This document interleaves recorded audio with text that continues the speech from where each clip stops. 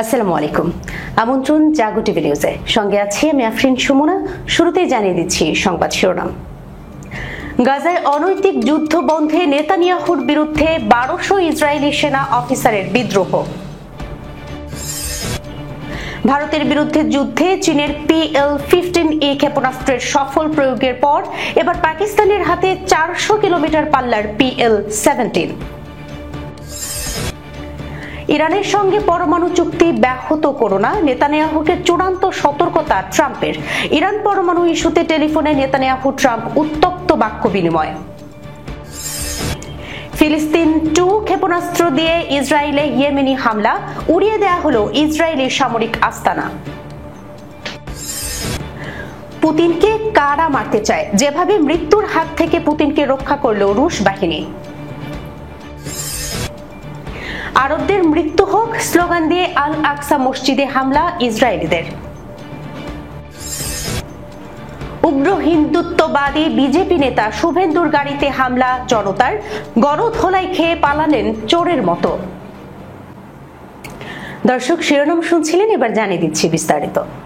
গাজার উপর ইসরায়েলের সামরিক অভিযানকে অনৈতিক আখ্যা দিয়ে যুদ্ধ বন্ধের আহ্বান জানিয়েছেন দেশটির সেনাবাহিনীর শত শত সক্রিয় ও রিজার্ভ অফিসার।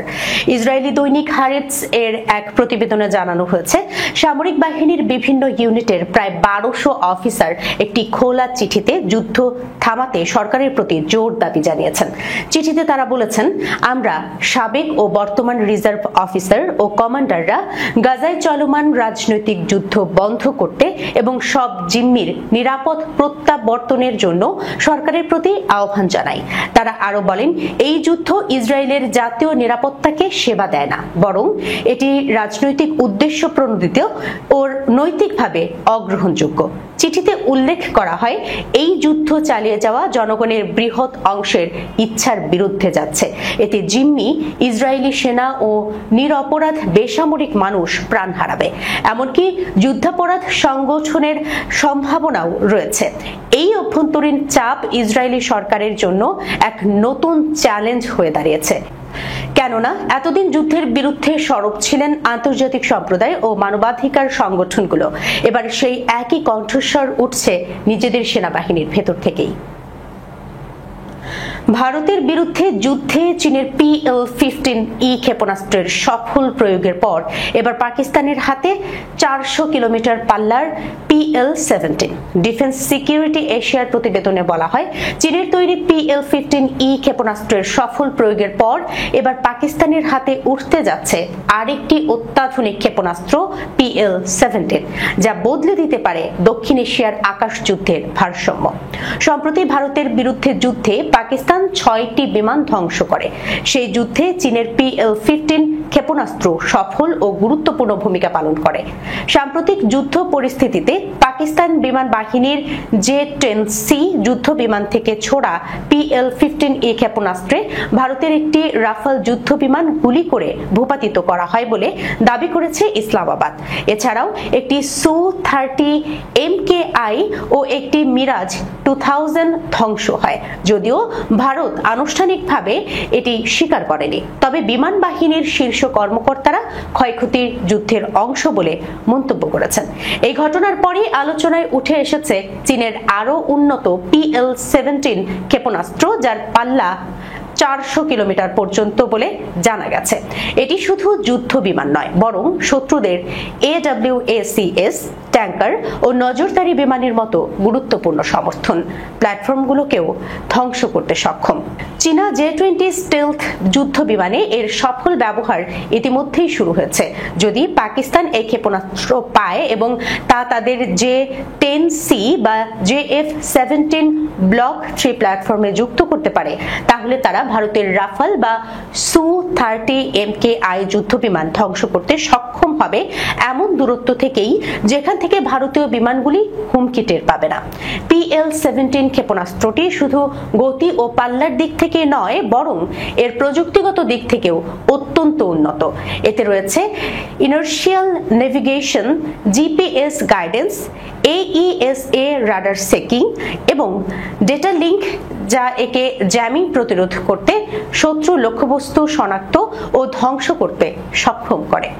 এই অবস্থায় ভারতকেও তাদের অ্যাস্ট্রা MK3 উন্নয়ন ত্বরান্বিত করা, ইসরায়েল বা ফ্রান্সের সঙ্গে সমঝোতা বাড়ানো এবং মেটিওর ক্ষেপণাস্ত্র অন্য প্ল্যাটফর্মেও যুক্ত করার দিকে মনোযোগ দিতে হতে পারে।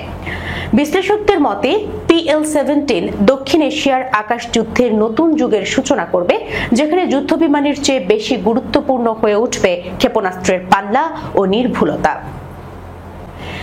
ইরানের সঙ্গে পরমাণু চুক্তি ব্যবহার করো না, নেতানিয়াহুকে চূড়ান্ত সতর্কতা। ইরান পরমাণু ইস্যুতে টেলিফোনে নেতানিয়াহু ট্রাম্প উত্তপ্ত বাক্য বিনিময়। রয়টার্সের প্রতিবেদনে বলা হয়েছে, মার্কিন প্রেসিডেন্ট ডোনাল্ড ট্রাম্প ইসরায়েলি প্রধানমন্ত্রী বেনিয়ামিন নেতানিয়াহুকে একটি উত্তেজনাপূর্ণ ফোন কলে স্পষ্ট বার্তা দিয়েছেন। ফোন কলে ট্রাম্প বলেন, ইরানের সাথে চলমান পরমাণু চুক্তি প্রক্রিয়ায় কোনোভাবেই বাধা দিও না। বিস্তারিত মারিয়াম হাবিবার রিপোর্টে। অ্যাক্সিওসের একান্ত সূত্রে প্রকাশিত রিপোর্ট অনুযায়ী এই কৌতুকথনে ট্রাম্প কঠোর ভাষায় নেতানিয়াহুকে সতর্ক করে দেন যে ওয়াশিংটনের কূটনৈতিক প্রচেষ্টা যেন ইসরায়েলের কোনো একতরফা কর্মকাণ্ডের কারণে বিপন্ন না হয়। ট্রাম্প জোর দিয়ে বলেন, আমি চাই এই ডিল যেন কোনোভাবেই ব্যাহত না হয়। তবে পাশাপাশি তিনি ইরানের বিরুদ্ধে সামরিক বিকল্প খোলা রাখার ইঙ্গিত দেন।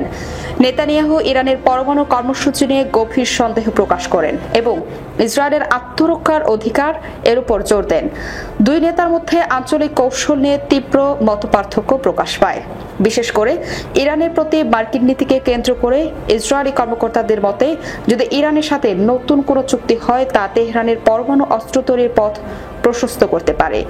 নেতানিয়াহু সরকারের ধারণা, শুধুমাত্র কূটনীতির বদলে সামরিক চাপ ইরানকে থামাতে পারে। ইরানের পারমাণবিক কর্মসূচি এবং এই বিষয়ে একটি চুক্তিতে পৌঁছানোর জন্য ওয়াশিংটন ও তেহরান আলোচনা নিয়ে গত সপ্তাহে তাদের মধ্যে এই উত্তপ্ত বাক্যলাপ হয়। ইসরায়েলি সংবাদ মাধ্যম চ্যানেল 12 এর খবর জানিয়েছে।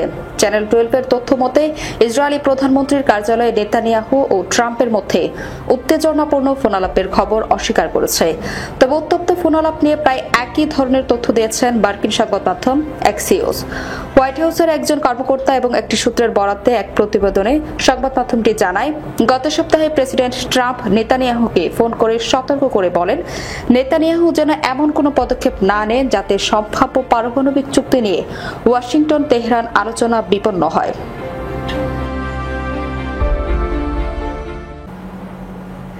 ইয়েমেনের সশস্ত্র বাহিনীর মুখপাত্র ইয়াহিয়া সারি বলেছেন, দখলদার ইসরায়েলের বেন গুরিয়ন বিমানবন্দর সহ তেল আবিবের দুটি গুরুত্বপূর্ণ স্থানে ক্ষেপণাস্ত্র হামলা চালানো হয়েছে। পার্স টুডে বলছে, ইয়েমেনের সশস্ত্র বাহিনীর মুখপাত্র ইয়াহিয়া সারি মঙ্গলবার সন্ধ্যায় এক বিবৃতিতে ঘোষণা করেছেন, মজলুম ফিলিস্তিনি জনগণের প্রতি সমর্থন, গাজায় ইহুদিবাদী ইসরায়েলের চলমান গণহত্যার প্রতিবাদ, আল আকসা মসজিদে হাজার হাজার ইহুদিবাদীর আক্রমণ ও অবমাননার প্রতিক্রিয়ার ইয়েমেনি সশস্ত্র বাহিনীর ক্ষেপণাস্ত্র ইউনিট দুটি গুরুত্বপূর্ণ অভিযান পরিচালনা করেছে। প্রথম অভিযানটি হাইপারসনিক ব্যালিস্টিক ক্ষেপণাস্ত্র ফিলিস্তিন 2 দিয়ে বেন গুরিয়ন বিমানবন্দরে চালানো হয়েছে। দ্বিতীয় অভিযান চালানো হচ্ছে তেল আবিবের পূর্ব অংশে। ব্যালিস্টিক ক্ষেপণাস্ত্র জুলফিকার দিয়ে তেল আবিবের পূর্ব অংশের একটি গুরুত্বপূর্ণ স্থানে আঘাত করা হয়েছে। ফিলিস্তিনের ইসলামী জিহাদ আন্দোলনের সামরিক শাখা আল কুদস ব্রিগেডস ঘোষণা করেছে, তারা পূর্ব গাজা শহরের সুজাইয়া এলাকার ইহুদিবাদী ইসরায়েলের একটি গোপন সামরিক আস্তানা উড়িয়ে দিয়েছে। আল কুদস ব্রিগেডস আরও জানিয়েছে, এই বিস্ফোরণের ফলে সেখানে থাকা সব ইসরায়েলি সেনা হতাহত হয়েছেন। আয়রনম্যান খ্যাত রুশ প্রেসিডেন্ট ভ্লাদিমির পুতিন বর্তমানে এককভাবে পশ্চিমাদের বিরুদ্ধে লড়াই চালিয়ে যাচ্ছেন। নানা ষড়যন্ত্র, হত্যা চেষ্টা ও আন্তর্জাতিক চাপের মাঝেও দৃঢ় সংকল্পে টিকে থাকা এই রাষ্ট্রনেতার কাহিনী যেন একটি চলমান যুদ্ধের মহাকাব্য। সাম্প্রতিক এক অভিযানে পুতিন যান যুদ্ধক্ষেত্র খ্যাত কুরস্ক অঞ্চলে, যেখানে রুশ বাহিনী ইউক্রেনীয় সেনাদের হটিয়ে দিয়েছিল। সেখানেই রুশ সেনাদের মাঝে বিজয় উদযাপন করতে গিয়েছিলেন তিনি। তবে সেই সফর ছিল এক চরম বিপদের মুখোমুখি হওয়ার সমান। মারিয়াম হাবিবার প্রতিবেদন।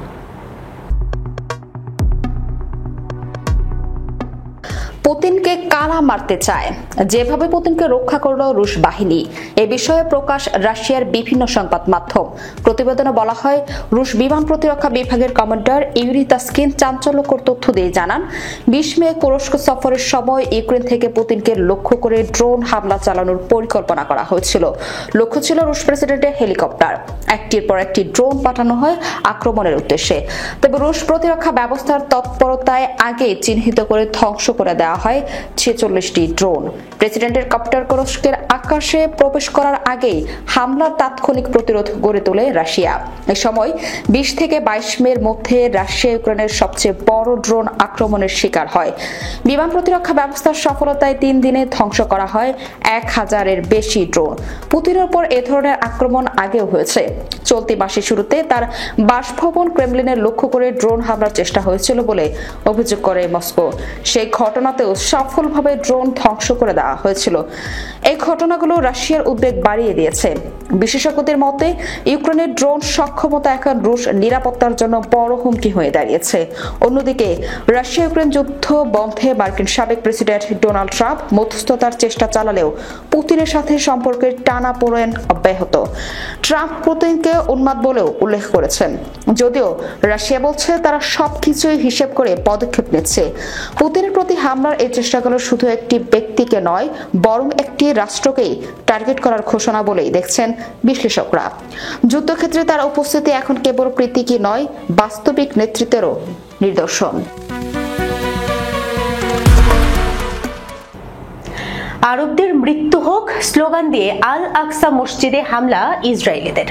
জেরুজালেমে পবিত্র আল আকসা মসজিদ প্রাঙ্গণ এবং জাতিসংঘের ফিলিস্তিনি শরণার্থী বিষয়ক সংস্থা UNRW এর কার্যালয়ে কট্টর ডানপন্থী ইসরায়েলিদের হামলার ঘটনায় ক্ষোভে ফুঁসছে মুসলিম বিশ্ব। জেরুজালেম দিবস উপলক্ষে আয়োজিত মিছিল থেকে এই আগ্রাসী ঘটনা ঘটে। মিছিলকারীদের একটি দল ইসরায়েলি পতাকা হাতে মুসলিম অধ্যুষিত এলাকাগুলোতে ঢুকে পড়ে। তারা ফিলিস্তিনি পথচারী, দোকানদার, এমনকি স্কুলগামী শিশুদের লক্ষ্য করে গালাগাল, থুতু ছিটানো ও হামলা চালায়। বিস্তারিত প্রতিবেদনে। মিছিলের সময় ইসরায়েলি নাগরিকদের আরবদের মৃত্যু হোক এবং তোমাদের গ্রাম জ্বলে যাক এমন ঘৃণাসূচক স্লোগান দিতেও দেখা গেছে। একই সঙ্গে তারা পুরনো জেরুজালেমের অলিগলি ঘুরে মুসলিমদের বিরুদ্ধে উস্কানিমূলক আচরণ করে। পুলিশের উপস্থিতিতে পূর্ব জেরুজালেমের UNRW কার্যালয়ে ঢুকে পড়ে মিছিলকারীদের একটি দল। এই দলে ইসরায়েলি সংসদ সদস্য উইলিয়াম ওলিদমস্কি ছিলেন, যিনি UNRW নিষিদ্ধ করা সংক্রান্ত আইনের অন্যতম প্রণেতা। ইসরায়েলের জাতীয় নিরাপত্তা মন্ত্রী ইতামার বেন গভির সহ 2000-এর বেশি ইসরায়েলি আল আকসা মসজিদ প্রাঙ্গণ ও আশপাশের এলাকায় আগ্রাসীভাবে প্রবেশ করেন। এক পর্যায়ে বেন গভির এক্স অ্যাকাউন্টে আল আকসা মসজিদ প্রাঙ্গণ থেকে একটি ভিডিও পোস্ট করে বলেন, যুদ্ধের বিজয়জিম্মীদের মুক্তি এবং নতুন সেনা প্রধানের সাফল্যের জন্য প্রার্থনা করছি। আল জাজিরা সংবাদদাতা নিদা ইব্রাহিম বলেন, এই মিছিলের উদ্দেশ্য হচ্ছে জেরুজালেমের ইসরায়েলি আধিপত্য প্রতিষ্ঠা করা। পূর্বের ঘটনাগুলোর মতো এবারও মিছিল ঘিরে উত্তেজনা ছড়িয়ে পড়েছে। গত বছর একই দিনে ফিলিস্তিন এবং সাংবাদিকদের মারধর করা হয়েছিল এবং 4 বছর আগে এই মিছিলই গাজায় 11 দিনের যুদ্ধের কারণ হয়েছিল। বর্তমান পরিস্থিতিতে মুসলিম বিশ্বে নিন্দার ঝড় উঠেছে। অনেক দেশ ও আন্তর্জাতিক মানবাধিকার সংস্থা এই হামলার নিন্দা জানিয়েছে এবং ফিলিস্তিনিদের নিরাপত্তা নিশ্চিতের দাবি জানিয়েছে।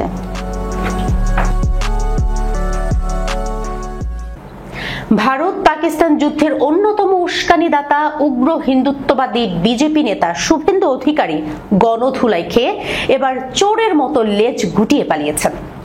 260 জন মুসলমান লাশ ফেলার কথা বলে সস্তা জনপ্রিয়তা আদায় করতে চাওয়া এই বিজেপি নেতার বিরুদ্ধে এবার ক্ষেপে গেছেন স্বয়ং তার নিজ দলের নেতাকর্মী সহ সাধারণ মানুষ। সম্প্রতি সামাজিক মাধ্যমে একটি ভিডিও ভাইরাল হয়েছে, যেখানে দেখা যায় শুভেন্দু অধিকারীর গাড়িতে হামলা চালাচ্ছে পশ্চিমবঙ্গেরই তার নিজ রাজ্যের লোকজন। বিস্তারিত থাকছে ডেস্ক রিপোর্টে।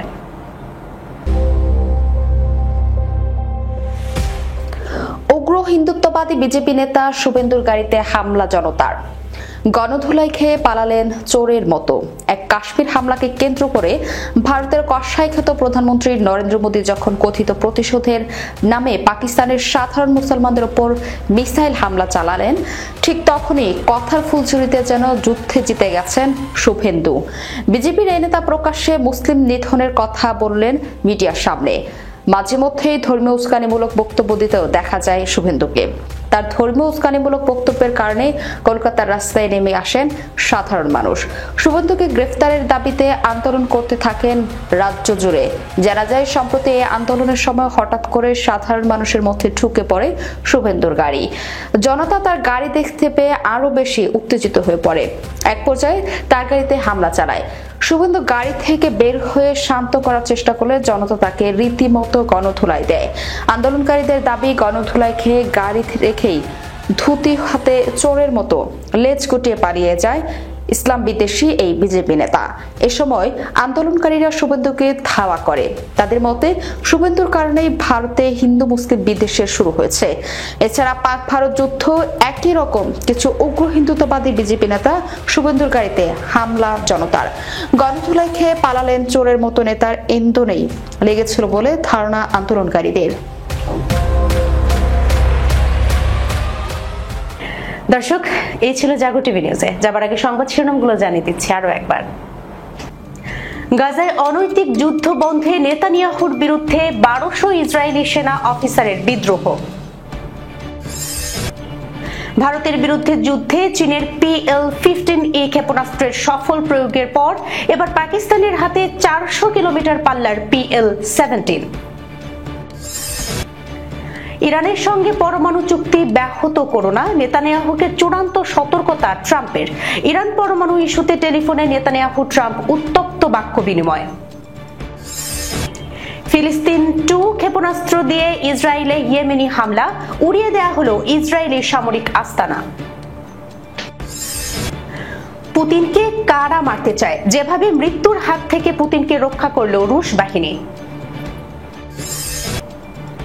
আরবদের মৃত্যু হোক স্লোগান দিয়ে আল আকসা মসজিদে হামলা ইসরায়েলিদের। উগ্র হিন্দুত্ববাদী বিজেপি নেতা শুভেন্দুর গাড়িতে হামলা জনতার, গণধোলাই খেয়ে পালালেন চোরের মতো। এখনকার মতো এই পর্যন্ত। এতক্ষণ পর্যন্ত যারা সঙ্গে ছিলেন সবাইকে অসংখ্য ধন্যবাদ। আল্লাহ হাফেজ।